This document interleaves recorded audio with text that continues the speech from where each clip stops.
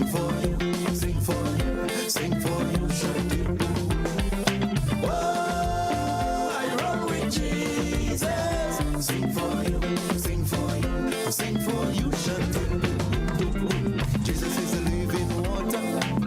yeah, he is. Good morning, good morning. If you're just joining us on the link up, a pleasant good morning to you. I do hope that you're having a wonderful morning thus far, and that everything is going just fine. And even if everything is not going just fine, you're still not doing too bad. All right, always remember that. Good morning to you, the Fletcher family, Bishop George Fletcher and family. How are you doing, Bish? How are you doing? Still working hard? Passed you on the road yesterday at the funeral. I want to say, reach out to Pastor Selwyn Halen. Be strong. Well, I know you're a strong man of God. And, it was a good feeling to see all your brethren. I passed Pastor Crow's vehicle there yesterday evening. I passed Pastor Fletcher's, so you had support. I am very certain Pastor Newton would have been there as well. Good morning to you.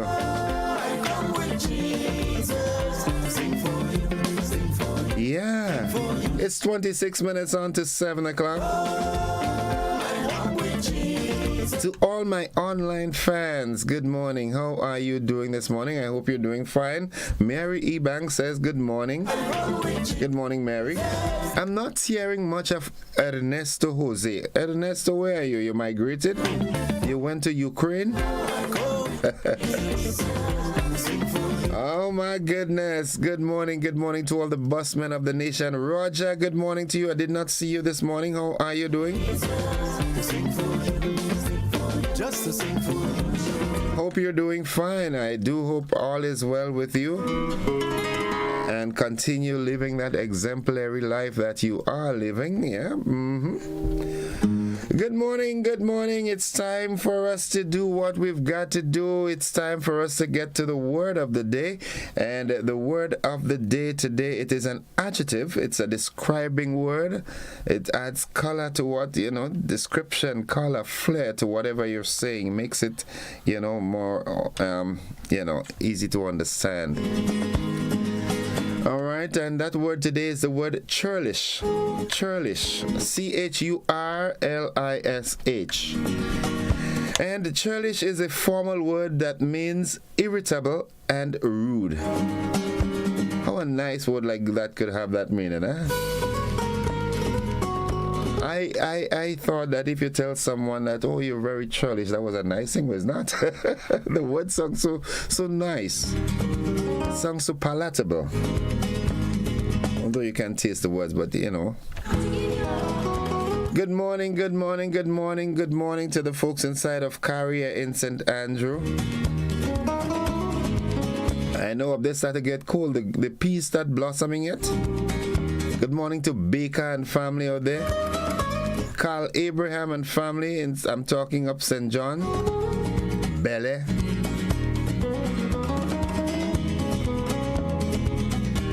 Bevin, good morning. How you doing, bro? Culture man. Michael, Senator Mitchell and family down there in Beirut in conference. Good morning to you. Alan, we call him Cock. Good morning to you, sir. And all the folks in conference. Stadel, Kazo, how you doing?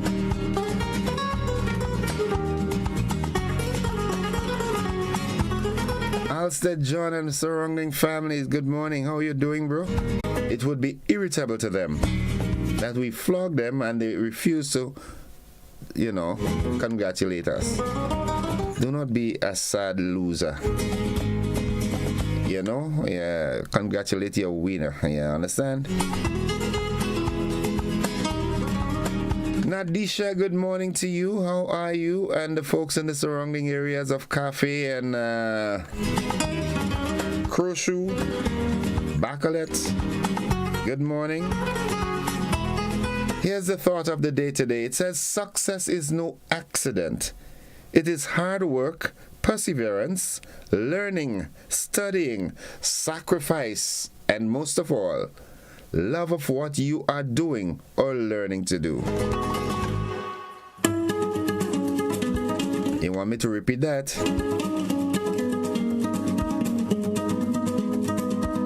Success is no accident. It is hard work, perseverance, learning, studying, sacrifice, and most of all, most important, es muy importante, love of what you are doing or learning to do.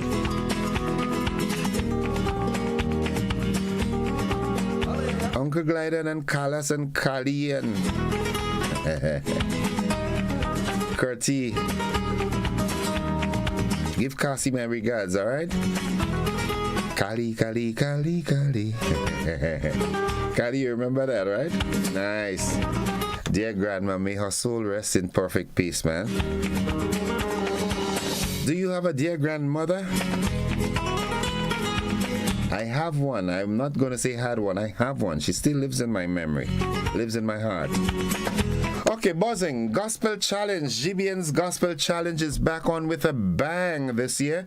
And this year, 2023, we've got the Mogo edition, Music of Grenadian Origin. It's happening on Saturday, the 4th of November at the venue. I am not able to say the venue as yet, but we will do that as soon as possible. However, the auditions will be on Saturday the 23rd and Sunday the 24th of September, 10 a.m. to 1 p.m. right here at GBN's television studio on Observatory Road. You can contact 440-3033. Someone on the front desk will be eager and anxious to assist you with your pre-registration information.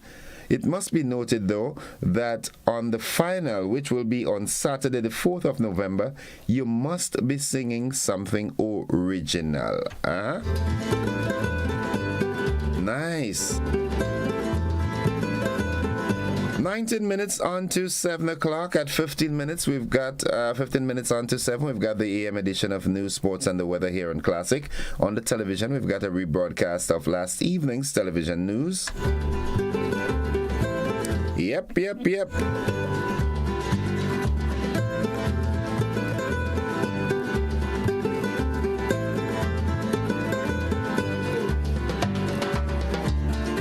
Saying a good morning to Dr. Francis Martin and Dr. Devon Francis. How could I forget Dr. Dolan Noel and families? I said good morning to the medical fraternity already. Nurse Maxwell and your team, good morning.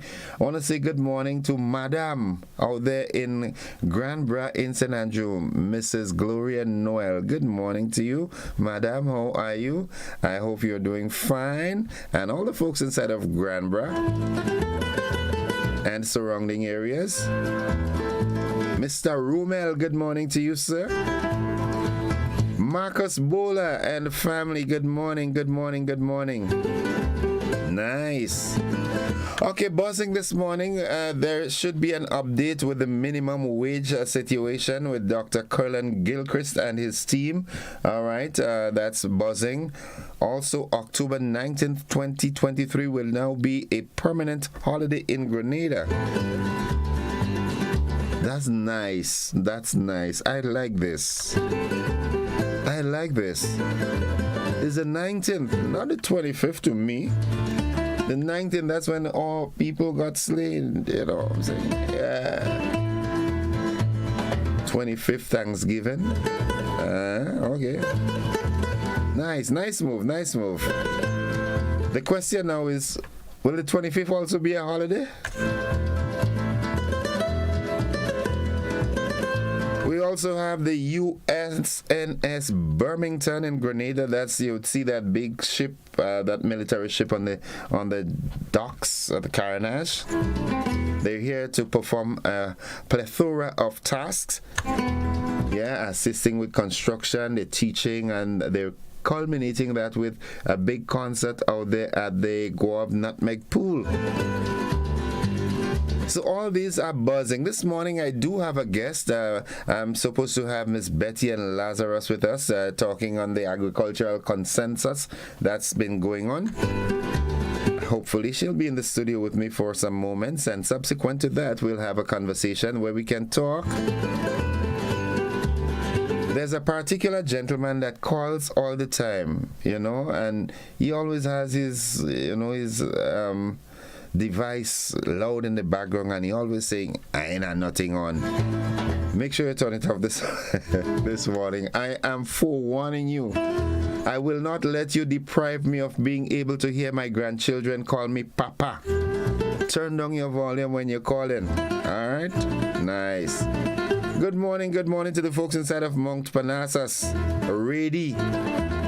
Miss Ann Phillip and Merlin Spencer, good morning. How are you all? Nice. Good. Folks, this is what we've got to break it off. We've got the AM edition of News, Sports, and the Weather here. Those of you who are on the television platform, we've got rebroadcast of last evening's television news. Before we run off, a quick look at the Facebook page. Monty Young says, good morning. Catherine Phillips says, good morning, Grenada. Good morning, Innocent. Good morning to you. Marilyn Gordon says, good morning, Innocent. Good morning, everyone. Veronica Sandy says, good morning, Gordon, Innocent, Joseph. And good morning, everyone. Blessed day to you. Sonia Mathlin Scott says, good morning, everyone. Blessings to all. Let me see what's happening on our WhatsApp page. All right, who's this? Someone just says, good morning. I know who, It would be nice if you could say who is it, because on the WhatsApp platform, I can't see who. All right. Folks, we've got to do it. We've got to do the news. So see you on the flip side of 7. Stick and stay with us.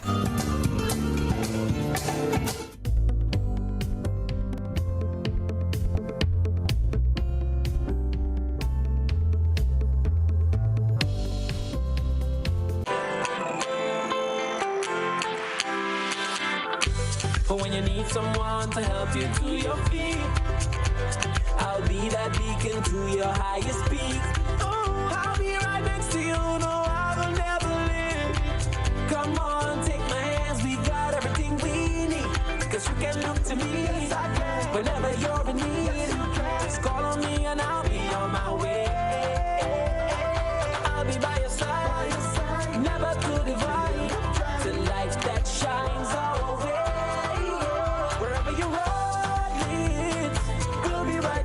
Wherever you road leads, we'll make your dreams come true. Next time, next to you. Nexa Credit Union, with you wherever your road leads. Thanks for joining us. Authorities in Grenada are still unable to determine the cause of death of Canadian national Liam Fisher. The 35-year-old Term 2 student of St. George's University School of Medicine was found dead last Tuesday, sparking an ongoing investigation. My colleague Nisha Paul sought an update from the RGPF. According to officials from the Community Relations Department, autopsy results have yielded no conclusive findings. This means additional tests will be necessary to shed light on the circumstances surrounding Fisher's tragic demise. The Canadian student, who resided at True Blue St. George, was last seen alive on September 9th, participating in a Grenada Hash House Harriers event in Marion, St. George. He was found dead 3 days later in some bushes a short distance away from the Hash Trail near the Marion Plain Field, raising questions about what transpired during those intervening days. Fisher was reported missing on the night of September 11. St. George's University has commended the Royal Grenada Police Force for exemplary leadership in conducting the search for Fisher in close collaboration with its Department of Public Safety, DPS. Police investigations are continuing into the circumstances surrounding the death of Fisher. Meanwhile, Global Affairs Canada has confirmed that consular officials are in contact with local authorities, aiding Fisher's family during this difficult time. For GBN News, I'm Nisha Paul. Well, it has been said on many occasions by members of the Royal Grenada Police Force that Grenada's borders are very porous and facilitate the trafficking of illegal firearms.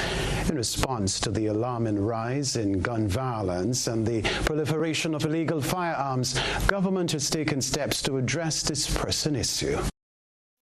Recognizing the urgent need for a comprehensive and coordinated approach to dealing with the rise in gun violence and illegal firearms, the Prime Minister and Minister for National Security, Deacon Mitchell, said government has set up a National Security Advisory Council. This council will serve as a vital pillar in the nation's efforts to combat the increasing gun violence and curb the circulation of illegal firearms. In keeping with the council's agenda, the Prime Minister said the laws governing firearms would also need to be revised to help deter the usage of illegal firearms. And the Cabinet intends to pilot legislation in Parliament to amend the Firearms Act to introduce far more significant penalties for persons found in unlawful possession of fire. We will have the ceremonial state opening of Parliament next week, and we certainly intend to pilot the necessary legislation before we go on the Christmas break to be read in Parliament so that it could be enacted into law to signal our view that the possession of unlawful firearms, the use of unlawful firearms, the trading in unlawful firearms will not be something that we will tolerate or countenance. The installation of closed-circuit television or CCTV cameras at hotspots across the island is one of the measures that would be implemented to deal with illegal entry and trafficking of firearms. The government will also be constituting a project team to advise the government on the implementation of CCTV cameras throughout significant public areas and hotspots in Grenada.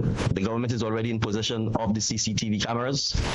We intend to obviously do the necessary feasibility studies to have them erected at many of the major urban centers and public gathering places where the public meets, from the market square, the main bus terminals, the areas that are heavily trafficked by the public, as well as other areas where we may be vulnerable, particularly in some of our coastal villages, where we believe we are vulnerable to firearm trafficking in particular. The Coast Guard's presence will also be amplified to guard the island's borders.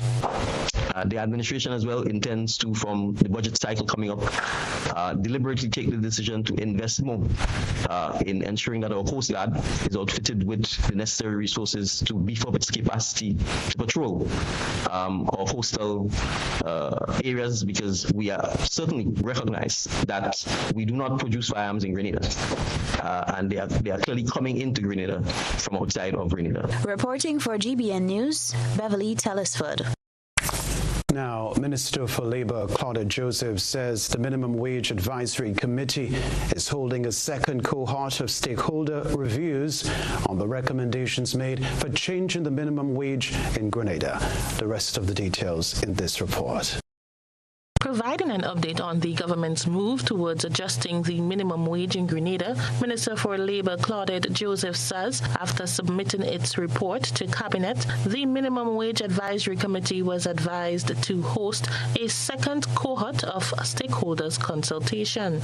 This round of discussion has already started with the employers and employees. Now, the consultations are ongoing and they are taking place with the stakeholders, specific stakeholders. And so that is why perhaps you would not hear public consultations announced just yet.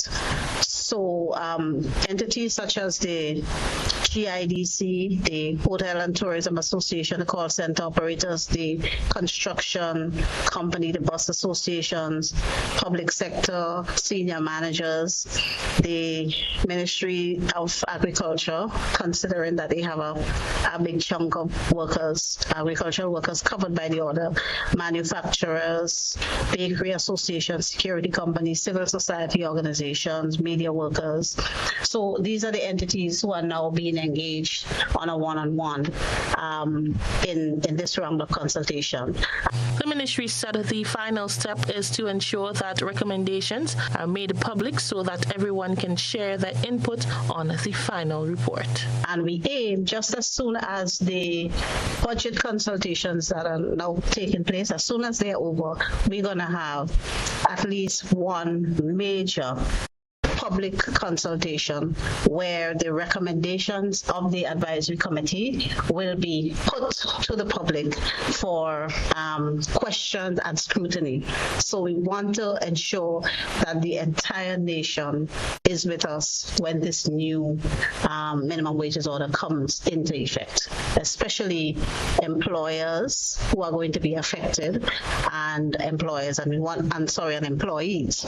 We want to make sure the economic impact is positive and that we collectively lift our people above what is now considered poverty line. For the first time, Grenada will be putting into place a baseline minimum wage, which will stipulate equal pay for various sectors in the country. Also, are going to be introducing in Grenada for the first time the concept of a baseline minimum wage, which would capture persons and categories of workers not specifically mentioned in the order. And that is the subject of the second round of consultations now ongoing. The recommendation of the committee is $60 per day wage across the board, so that in any given sector, the minimum wage should not be less than $60 a day. Include equalizing, a recommendation to equalize the minimum wage across gender. As most of us will know, we have a disparity right now between male and female workers in certain sectors, particularly the agriculture sector, and that the recommendation should be a thing of the past as we move towards greater equality among our workers across gender. The Minimum Wage Committee was developed in September of 2022 to review wages in Grenada after 10 years. After the past year, the committee hosted various public consultations which yield a report that was presented to the cabinet in August of this year. The new minimum wage framework is expected to be made into law in January 2024. For GBN News, I am Rena Pett Thomas reporting. Other news, the heat has been relentless, and Grenadians, like many others around the world, continue to battle prolonged periods of sweltering heat.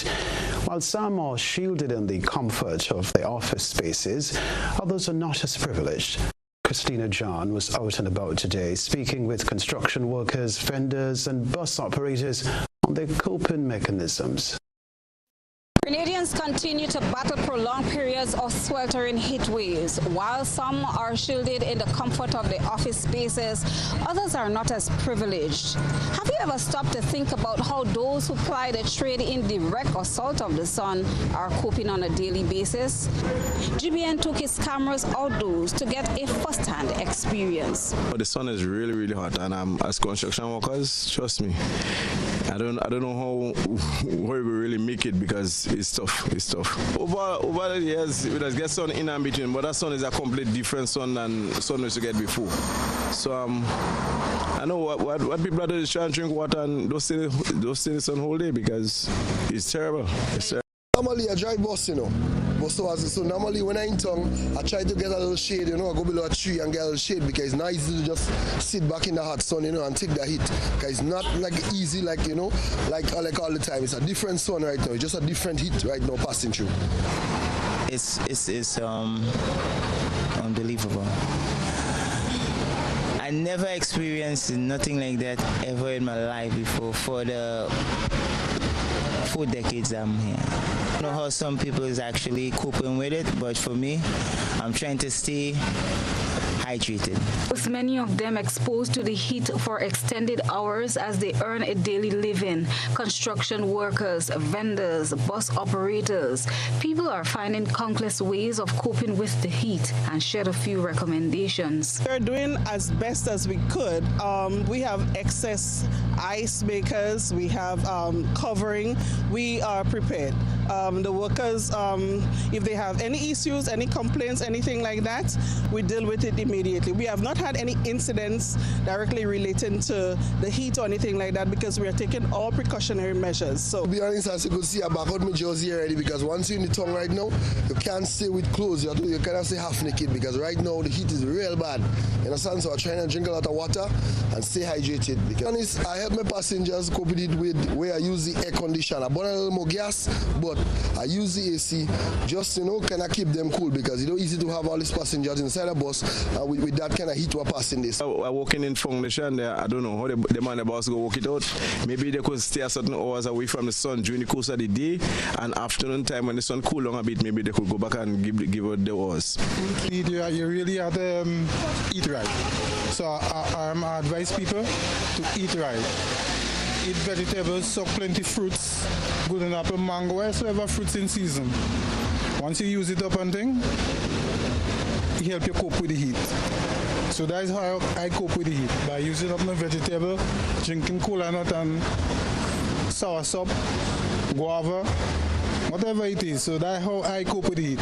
It's plenty water, ice, because there's a demand, an increase in demand for ice, and covering, as well as wearing your protective gears, sleeves, boots, long, you don't wear short. It's hot and you might be tempted to wear short clothing, but it's important that you cover your body from the direct rays of the sun, the direct heat.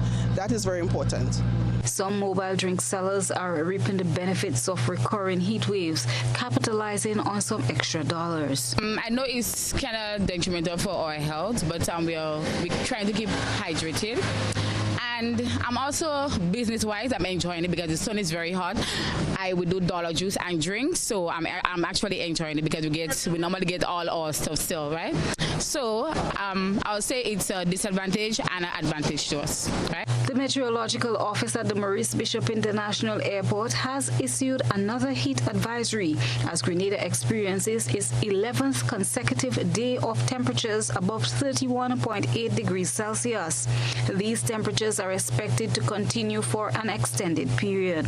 The public is reminded to avoid excessive sun exposure, use sunscreen, and wear hats and sunglasses to protect against harmful UV rays and stay hydrated and keep cool. Chrislina John, GBN News. U.S. naval ship USNS Burlington is in its final week in Grenada, rounding off its 12-day stay. GBN News visited the ship to get an insight into some of the activities the U.S. Navy has been involved in on the island.